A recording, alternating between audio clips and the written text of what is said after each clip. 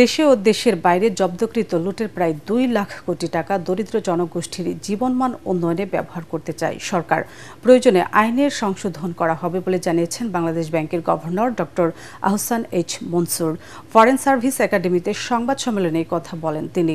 এ সময় প্রধান উপদেষ্টার প্রেস সচিব শফিকুল আলম জানান, বর্তমানে বাংলাদেশ ব্যাংকের 1,30,000 কোটি টাকা বেশি মূল্যর স্থাবর সম্পত্তি ও 42,600 কোটি টাকার বেশি নগদ অর্থ জব্দ করা আছে। এছাড়া বিদেশে জব্দ করা টাকা ফিরিয়ে আনা হবে বলে জানান তিনি। বিস্তারিত তরিক ইসলামের রিপোর্টে। অর্থ পাচার, পাচারকৃত অর্থ ফেরত আনা ও আর্থিক খাতের সমসাময়িক বিষয়ে সোমবার প্রধান উপদেষ্টার সাথে বৈঠক করেন বাংলাদেশ ব্যাংকের governor doctor Ahsan H Mansur. পরে রাজধানীর ফরেন সার্ভিস একাডেমিতে সংবাদ সম্মেলন করেন গভর্নর। এ সময় পাচারকৃত অর্থ ফেরত আনতে বিভিন্ন দেশের সাথে সরকার যৌথভাবে কাজ করছে বলে জানান গভর্নর। জব্দ করা টাকা ও শেয়ার ব্যবহার করতে তহবিল গঠন করা হবে বলেও জানান তিনি। আমাদের হাতে কিছু অর্থ জব্দ করা আছে, যেটা বিভিন্ন ব্যাংকে এই যারা পলাতক আছেন বা যাদের নামে বিভিন্ন রকমের অর্থ আত্মসাৎ এবং পাচারের মামলা আছে, তাদের ডিপোজিট করা অর্থ সেগুলোকে আমরা জব্দ করা আছে।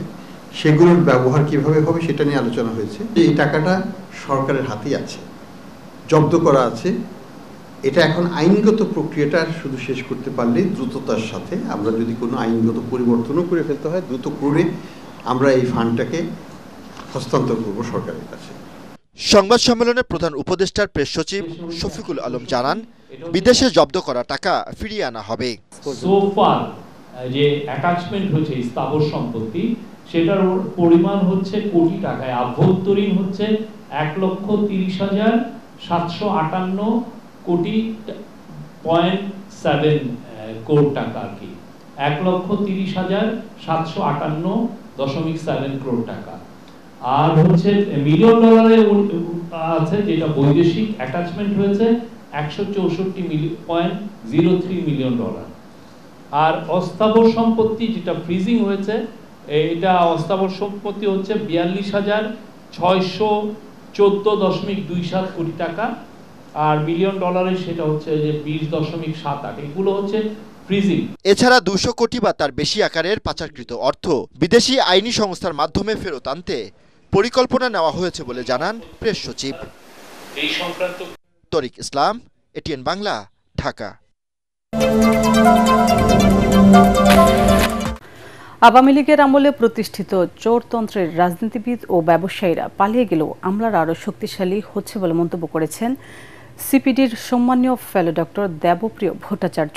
নীতি সংস্কার ও জাতীয় বাজেট নিয়ে অংশীজন বৈঠকে তিনি কথা বলেন। এ সময় বিএনপির স্থায়ী কমিটির সদস্য আমির খসরু মাহমুদ চৌধুরী বলেন, ফ্যাসিস্ট সরকারকে পুরনো ইকোনমিক মডেলে নতুন বাজেট তৈরি করা হচ্ছে। শারফুল আলমের রিপোর্ট। বাজেট ও অর্থনীতির নীতি সংস্কার নিয়ে বহুপাক্ষিক অংশীজনদের বৈঠকে উঠে আসে দেশের ব্যবসা বাণিজ্য ও আর্থিক খাতের নানা প্রসঙ্গ।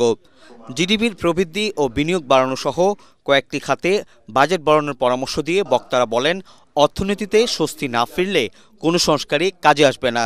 চলতি অর্থ বছরে জিডিপির প্রবৃদ্ধি 4 ভাগের কম হবে এমন আশঙ্কার কথাও জানান অর্থনীতিবিদরা।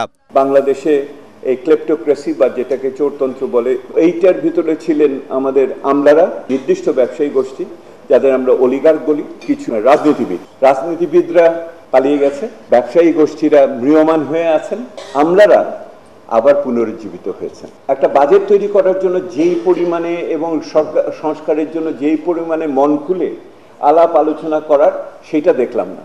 আসছে বাজেটে কর্মসংস্থান বাড়ানোর পাশাপাশি শিক্ষা, স্বাস্থ্য ও সামাজিক নিরাপত্তা খাতে বরাদ্দ বাড়ানোর তাগিদ দেন বিশ্লেষকরা। সরকারের যে বাজেট, সেটা কন্টিনিউশন, বেসিক্যালি সেখান থেকে কোনো ডিপার্চার করে আলাদা করে কোনো কিছু করা হয়নি। দেশের অর্থনৈতিক প্রেক্ষাপট, বৈশ্বিক প্রেক্ষাপট, এইটাকে মাথায় রেখে কতটুকু বাজেটে চিন্তা করা হয়েছে, এই প্রশ্নগুলো আসলে আমাদের আনসার করা দরকার। We have to acknowledge the journey that we took from the destruction of the war and through the turbulent economic external economy And we should also recall the liberation of Bangladesh happened when world economic order broke down. অর্থনৈতিক কর্মকাণ্ড পরিচালনায় সরকারের মধ্যবর্তী পরিকল্পনা না থাকা, শ্বেতপত্র প্রণয়ন committee সহ বিভিন্ন সংস্কার কমিশনের সুপারিশমালা যথাযথভাবে বাস্তবায়ন হচ্ছে না বলেও জানান অর্থনীতিবিদরা। তাহলে বলবে যে হ্যাঁ, আমি ডিসক্রিশনারি পাওয়ার নাই করে দেব। শরফুল আলম, এটিএন বাংলা, ঢাকা।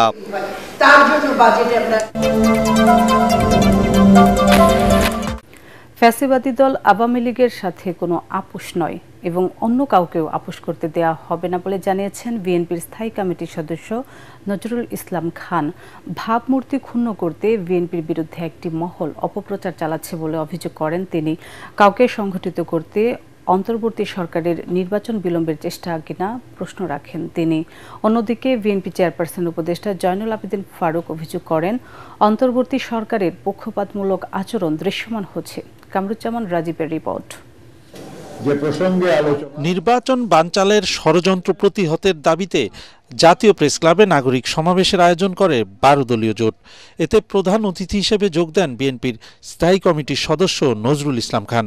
তিনি বলেন, গণতন্ত্র প্রতিষ্ঠার জন্য মানুষ জীবন দিয়েছে, জনগণের সেই আকাঙ্ক্ষা অন্তর্বর্তী সরকারকে পূরণ করতে হবে।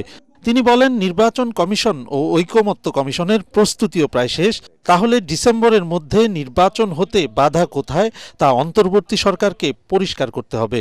বিএনপির বিরুদ্ধে আওয়ামী লীগ পুনর্বাসনের অভিযোগের কড়া সমালোচনা করেন তিনি। বিএনপির মহাসচিব সহ এমন কোন নেতা আছে যার বিরুদ্ধে অন্তত 50টা মামলা নাই? আমরা বেঁচে থাকতে আওয়ামী লীগের সঙ্গে আপোষ কেউ করবে?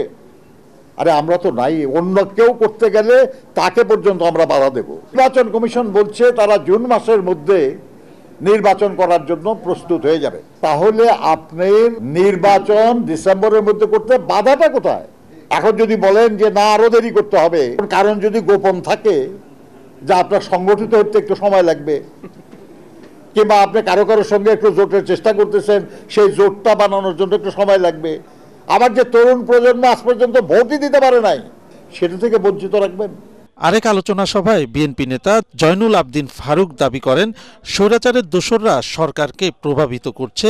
অন্তর্বর্তী সরকারের নির্বাচন নিয়ে গড়িমসি তারই প্রমাণ। শেখ হাসিনার কিছু কিছু দোসর আপনার আশেপাশে এখন বসে আছে, তার প্রমাণ করিডোর, তার প্রমাণ নির্বাচন দেরিত করা, বিলম্বিত করা, সুনির্দিষ্ট তারিখ না দেওয়া। আপনাকে সরকারে বসিয়ে দিয়েছি মানুষের কথা শোনার জন্য, জনগণের কথা শোনার জন্য, গণতন্ত্রের জন্য, একটা সুষ্ঠু নির্বাচনের জন্য, জনপ্রতিনিধিদের ক্ষমতা হস্তান্তরের জন্য, নতুন কাউকে সমর্থন দিয়ে তাদেরকে সংগঠিত করার জন্য।